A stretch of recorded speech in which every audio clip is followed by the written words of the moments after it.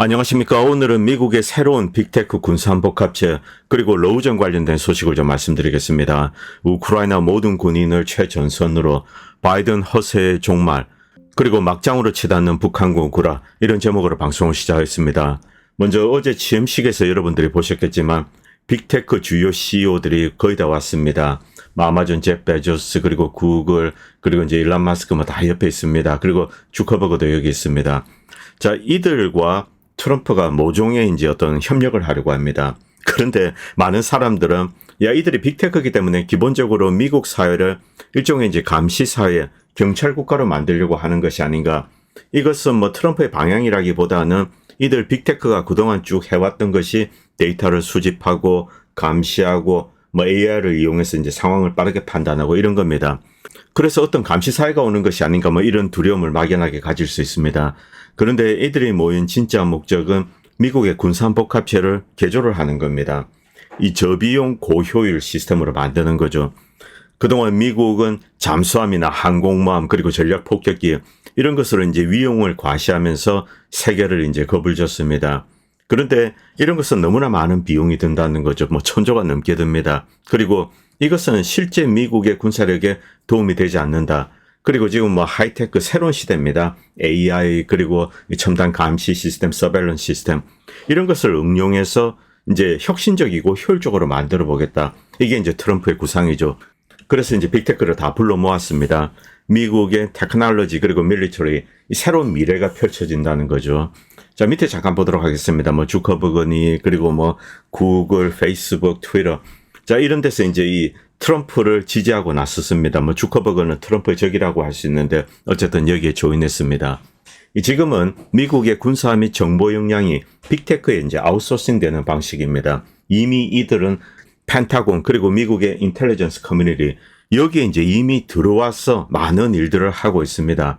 국방부와 CIA의 클라우드 컴퓨팅 서비스를 제공하는 주요 업체가 바로 아마존입니다. 그리고 아마존은 물류 최적화 및 전장 분석을 위한 AI 도구를 이제 적극적으로 개발하고 그리고 이제 이 디펜스 작전에 깊이 파고들고 있습니다. 구글 역시 군사 기술에 진출했습니다. 그리고 AI를 이용해서 드론 영상을 분석하고 감시하고 타겟팅하는 프로젝트 이런 데 이미 개입을 했습니다. 그리고 마이크로소프트 역시 미 육군을 위한 통합 시각 증강 시스템 개발을 포함해 많은 이제 방위 계약을 확보했습니다. 이 트럼프는 여기에 큰 수익성이 있는 비즈니스를 보고 있습니다. 그래서 미국의 군사력을 효율화하는 측면도 있지만은 새로운 어떤 제품을 만들어서 전 세계에 수출하는 거죠. 이 미국의 동맹국에게 강매를 할 수도 있습니다. 새로운 비즈니스로 보는 겁니다. 자, 그리고 메타도 이 분야에 진출했다 이런 내용들 쭉 나오고 있습니다. 빅테크만 조인한 게 아닙니다. 리틀테크 작은 회사들도 여기에 조인한 거죠. 이 트럼프는 미국 군을 효율화하고 그리고 새로운 제품, 새로운 산업을 만드는 거죠. 일종의 새로운 이제 군사안보합체가 만들어집니다. 그리고 이것을 이용해서 많은 제품을 해외 수출하고 미국이 부자 나라가 된다. 이런 생각을 하고 있습니다. 그리고 또 한 가지 중요한 것이 있습니다. 중후장대 군수 산업을 축소하고 효율화하는 겁니다. 그리고 군인의 수도 늘릴지는 모르겠습니다. 어쨌든 효율적으로 만드는 겁니다. 그런데 트럼프의 이런 구상에는 한 가지 함정이 있습니다. 재래식 전력에 대한 투자가 줄어들게 된다는 거죠. 실제로 지금 이제 국방장관 헥세스 그리고 국방차관 엘브리지 콜비 이들 역시 이것과 비슷한 생각을 하고 있습니다.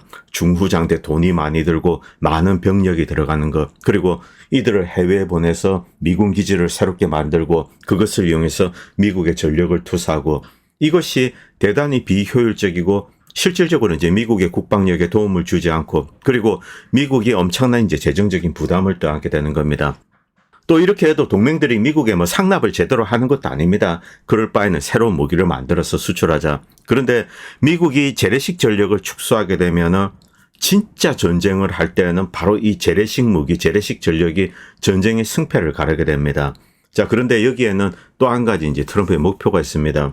미국을 전쟁을 하지 않는 국가로 개조를 한다. 좀 이제 아이러니하죠. 군사력을 강화하는데 전쟁을 하지 않는 나라.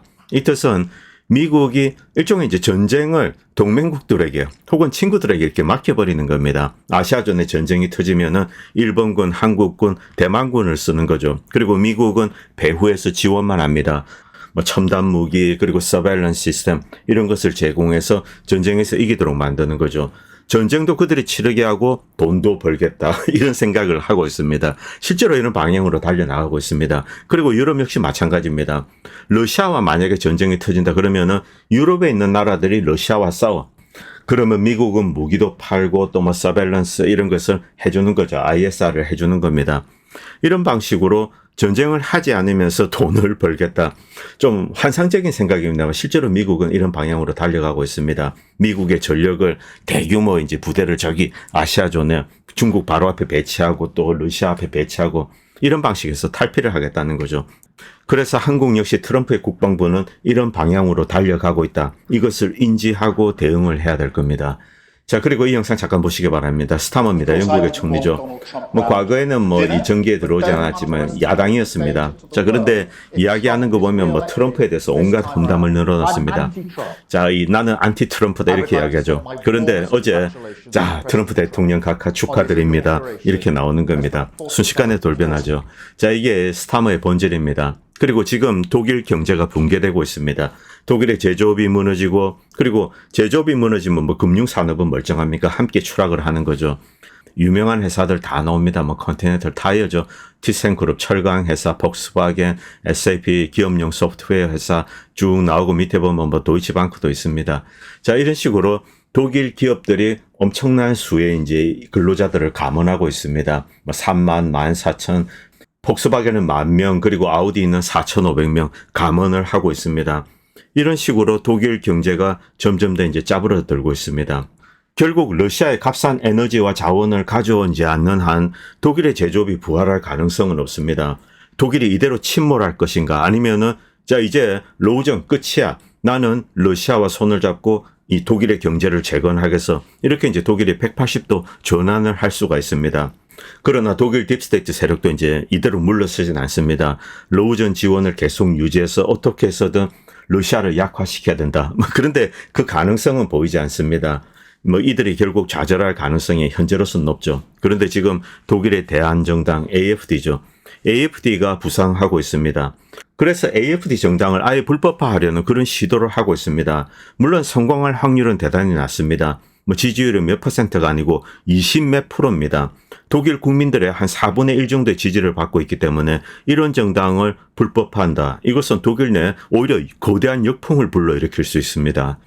AFD의 승리를 더욱더 견고하게 만들 수 있습니다. 그렇기 때문에 뭐 독일 상황도 계속 지켜봐야 할 것 같습니다. 자, 그리고 이 바이든은 물러나기 하루 전입니다. 하루 전에 이 모데나에 대해서 5억 9천만 불 펀딩을 해줬습니다. 이 조류독감 관련된 겁니다. 물러나기 하루 전에 이런 것을 하는 거죠.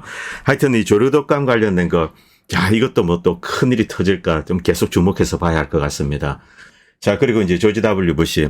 지금 재밌는 이야기가 나오고 있는데 9.11 관련된 문서를 공개한다. 트럼프가 공개한다. 이런 이야기가 지금 나오고 있습니다. 실제로 그가 여기에 사인할지는 모르겠습니다만 만약 사실이라면은 이 조지 W 부시 표정 이게 지금 뭐 그냥 만약에 9.11 문서가 공개되었을 때 이자가 이런 표정을 짓지 않을까 이렇게 해서 이제 올린 어떤 짤방입니다. 9.11. 그러나 트럼프가 이것을 진짜 다 공개할 수 있을까? 혹은 일부 이제 짜집어서 공개를 하지 않을까? 뭐 저는 이제 후자로 생각합니다. 어쨌든 트럼프는 9.11 문서를 공개할 뭐 그럴 생각을 하고 있다 이렇게 들리고 있습니다. 그리고 베네수엘라 이야기를 좀 드리겠습니다. 이 트럼프는 분명히 이 로우전에 있어서 일정 정도 이제 손을 털려고 하고 있습니다.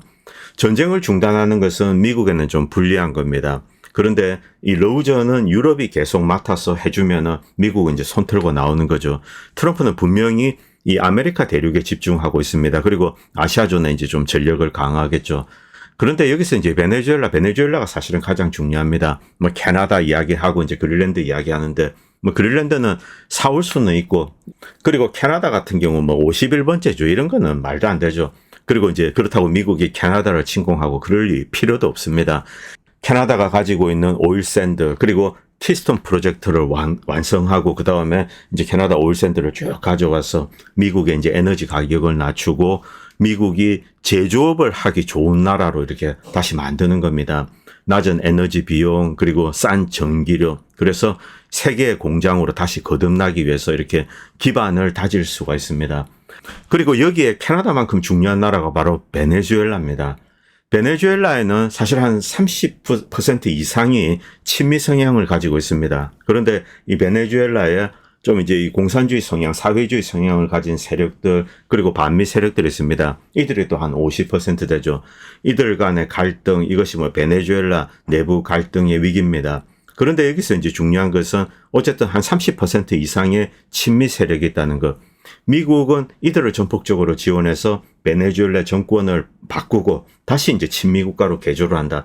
이런 생각을 가지고 있습니다. 뭐 이렇게 되면은 이 베네수엘라가 가지고 있는 막대한 원유, 그리고 그 외에도 이제 다양한 자원들이 있습니다. 철광, 석금, 복사이트, 다이아몬드. 자, 이런 것에 대한 접근권.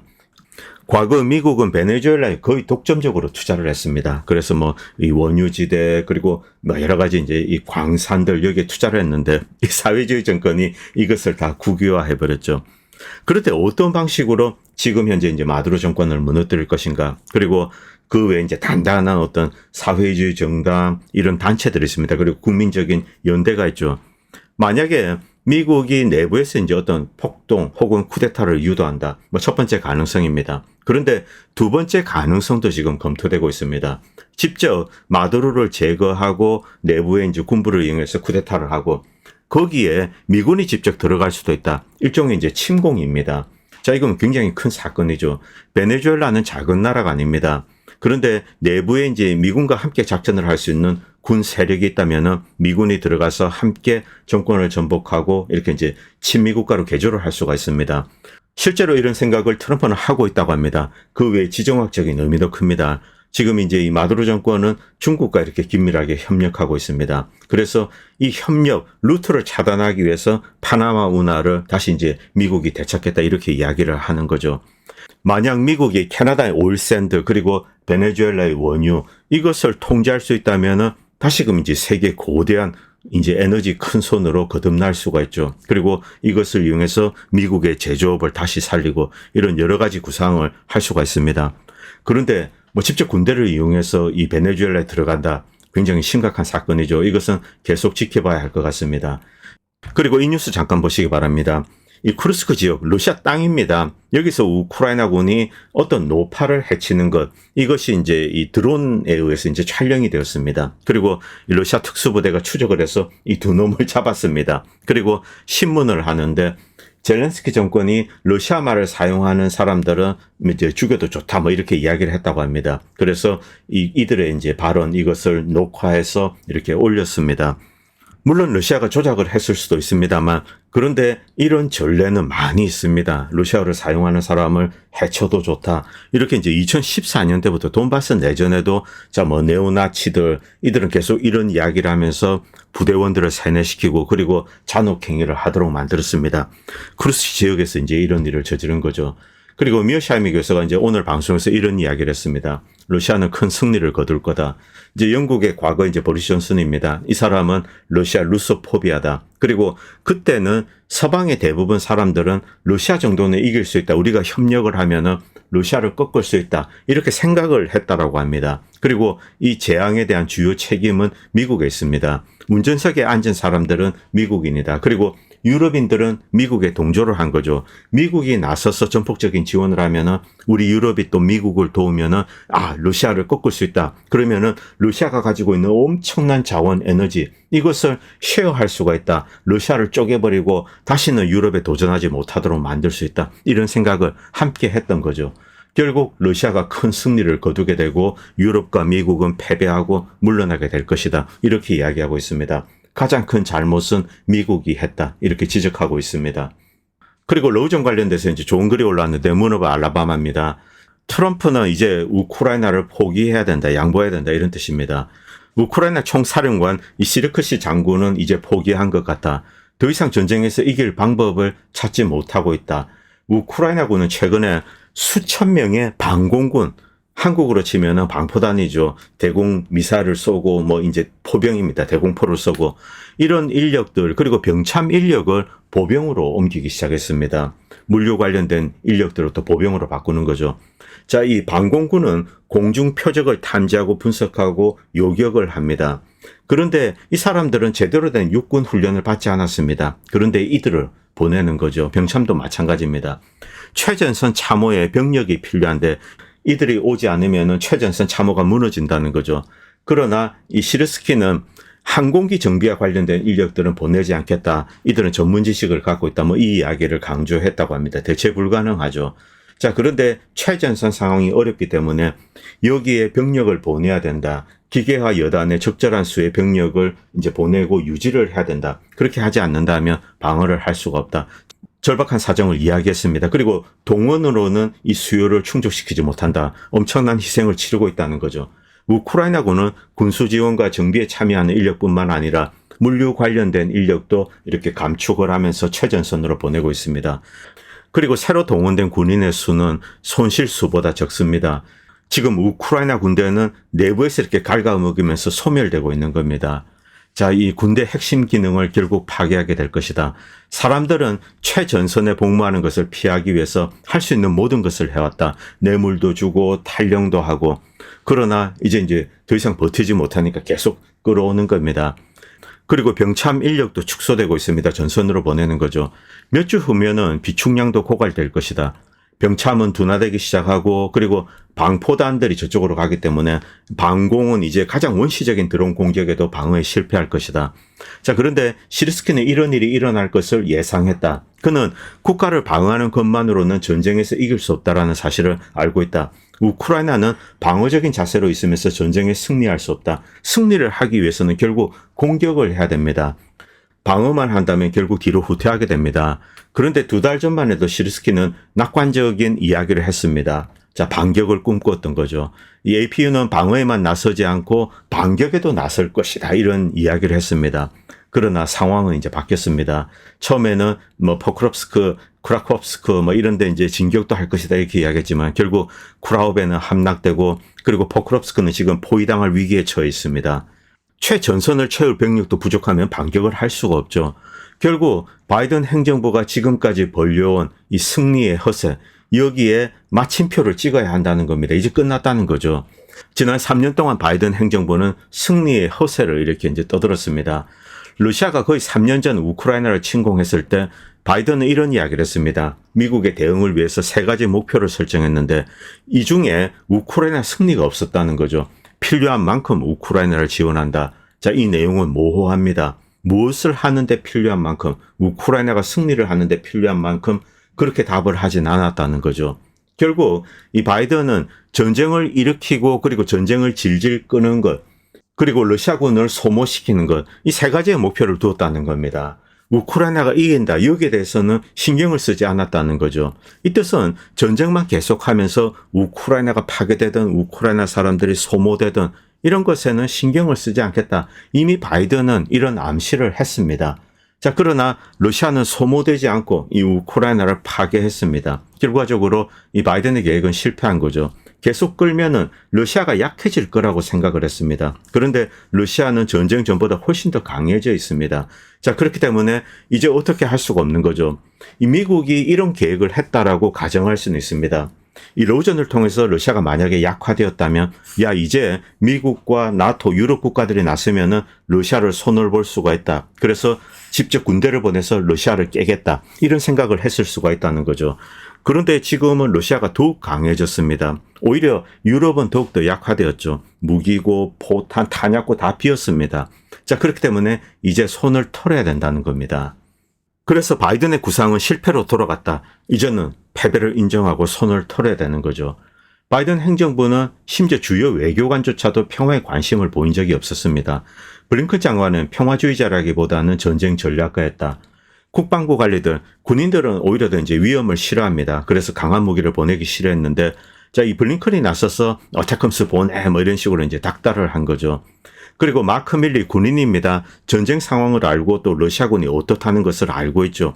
2022년 말에 자, 우크라이나가 모스크바 평화회담을 모색하면서 전장에서의 이득을 활용해야 된다. 이렇게 제안을 했습니다. 그러나 블링컨은 전쟁은 계속되어야 된다. 이렇게 주장을 하고 계속 이제 푸시했습니다.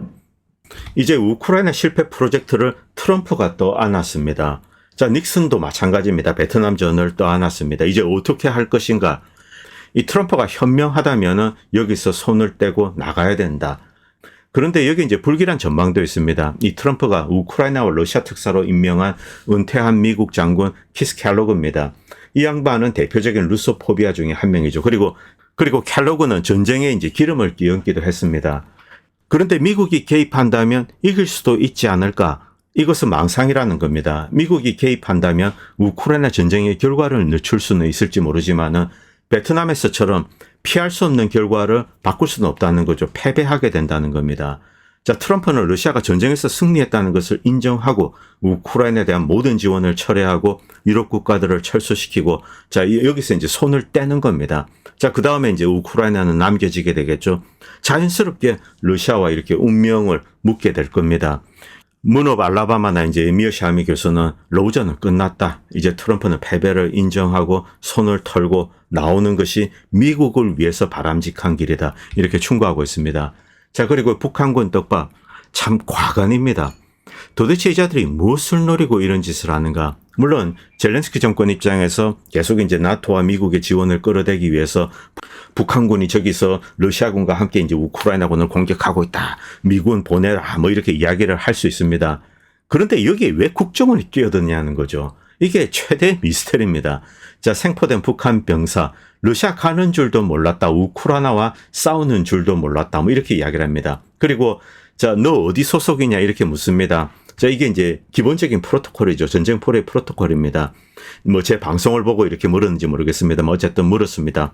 정찰국 2대대 1중대 이렇게 이야기합니다. 처음에는 좀 우물쭈물 냅니다. 뭐 정찰 이렇게 이야기했는데 잘 안 들린다 이야기하니까 정찰국 2대대 1중대 이렇게 이야기를 했습니다. 그런데 정찰국 2대대 1중대라는 것은 북한 내에 존재하지 않습니다. 유령 부대입니다. 여기서 이제 거짓말이 뽀록 나는 거죠. 자, 그건 뒤에서 말씀드리겠습니다. 뭐 북한에서 선박을 타고 러시아에 도착한 뒤 열차로 갈아타고 육로로 이동했다. 그리고 바로 이 쿠르스크 전투에 투입되었다. 이렇게 이야기합니다. 그런데 이전에는 일주일 동안 뭐 훈련을 받았다. 이런 식으로 이야기했죠. 계속 말을 하다 보니까 이제 거짓말이 반복되는 겁니다. 먼저 이 짤방 보시기 바랍니다. 구글에 가셔서 북한의 이제 정찰국, 정찰총국 치면은 자세하게 나옵니다. 여기에 앞에서 보여드렸던 이제 2대대 1중대 이런 것은 존재하지 않습니다. 이 북한 정찰국 어떤 조직인가? 이것은 이혜영 교수님이 올린 글인데 일부를 발췌했습니다. 정찰국 2대대 1중대. 도대체 이게 뭐냐? 자, 이 정찰총국 이런 것은 있습니다. 정찰총국을 찾아봤습니다. 제2국이 정찰국이다. 그런데 기능이 납치, 암살, 폭파 등 테러입니다. 특수부대죠. 네이버 시리나 뭐 델타포스 이런 겁니다. 한국어로 치면은 HID 그리고 UDT인가요? 자, 이런 부대죠. 그런데 중화기를 제대로 다뤄본 적이 없다고 합니다. 자, 이제 러시아군이 가지고 있는 뭐 중화기 이런 것을 다뤄봤냐? 그런 거 모릅니다. 이런 식의 답변을 합니다. 그리고 특수부대원이 러시아 화물선을 타고 어디 가는 줄도 모르고 쿠르스크로 보내졌습니다. 황당하죠? 최정예 엘리트 특수부대원입니다. 미국 같은 경우 델타포스 그리고 네이비실 병사 한 명을 만드는데 250만 불 정도가 듭니다. 뭐 이 정도는 아니지만 한국 같은 경우에도 이런 뭐 HID 요원 이런 특수부대원을 만들 때 한 10억 원 들지 않을까요? 최정예 엘리트 특수부대원입니다. 그런데 화물선에 태워서 저렇게 남의 나라에 막 보내고 그리고 무기도 제대로 주지 않고 중화기도 다루어 본 적도 없고 그냥 참호에서 이렇게 벌벌 떨고 있다가 투항했다. 이게 말이 되냐는 거죠. 그리고 정찰국 2대대 1중대 같은 편제 부대는 존재하지 않습니다. 여러분들 구글에서 이제 북한의 정찰총국 이렇게 쫙 찾아보면은 2대대 이런 거 없습니다. 자, 뭐 70 몇 번, 54, 뭐 그리고 몇 실, 뭐 36호실, 뭔지 모르겠습니다. 뭐 이런 식으로 되어 있습니다. 자신의 소속 부대명을 모르지는 않습니다. 처음에는 정찰 우물거리다가 재차 물으니까 정찰국 2대대 1중대. 자, 여러분들 뭐 탈북자나 이런 분들이 계신다면 정찰국 2대대 1중대 이런 이제 부대가 있는지 한번 확인을 부탁드리겠습니다. 자, 그리고 이 친구는 프로토콜에 따라서 이제 자신의 신분을 드러내지 않습니다. 물론 이것을 물어서 답을 했습니다만 자신의 이름 그리고 고향은 어디고 어떤 부대 소속이고 이것은 반드시 이야기해야 되죠. 그리고 군번도 이야기해야 됩니다. 아직까지 여전히 프로토콜에 따라서 이제 이렇게 이야기하지 않았습니다. 자, 그리고 여기서 이제 김정은의 손편지가 등장했습니다. 죽은 북한군 병사 가슴 속에서 손편지가 나왔다. 잠깐 보시기 바랍니다. 이렇게 손으로 써서 밑에 김정은 사인을 했습니다. 야, 이 김정은 동지께서 이렇게 손수 편지를 써서 동무들을 격려를 했습니다. 그런데 김정은의 친필 사인은 이렇습니다. 이것이 이제 김정은의 시그니처입니다. 사인이죠. 자, 그리고 이것이 필체입니다. 확연히 다릅니다. 이것을 김정은의 손편지라고 해서 또 조선일보에서는 올렸습니다. 황당하죠. 자, 그리고 이제 다른 메모들, 뭐 노트지들, 필체들이 좀 비슷비슷합니다. 한번 보시기 바랍니다. 여기도 그렇고 여기는 조금 다르긴 합니다만, 자, 이것과 이것이 조금 유사하죠. 자, 이거. 그리고 뭐 이것도 사실은 좀 비슷합니다. 지금 여기에서 이 국정원 그리고 이제 뭐 탈북자나 이런 사람들 몇이 가서 젤렌스키의 이 조작질을 도와주고 있는 것 같습니다. 이 제대로 된 내용이 하나도 없습니다. 도대체 무엇 때문에 이러고 있는가? 자, 지금 한국은 탄핵으로 지금 뭐 어수선한 상황입니다. 윤석열 정권에서 무기를 퍼준다든가 이런 구상을 했다고 하더라도 지금은 실행이 불가능한 상황입니다.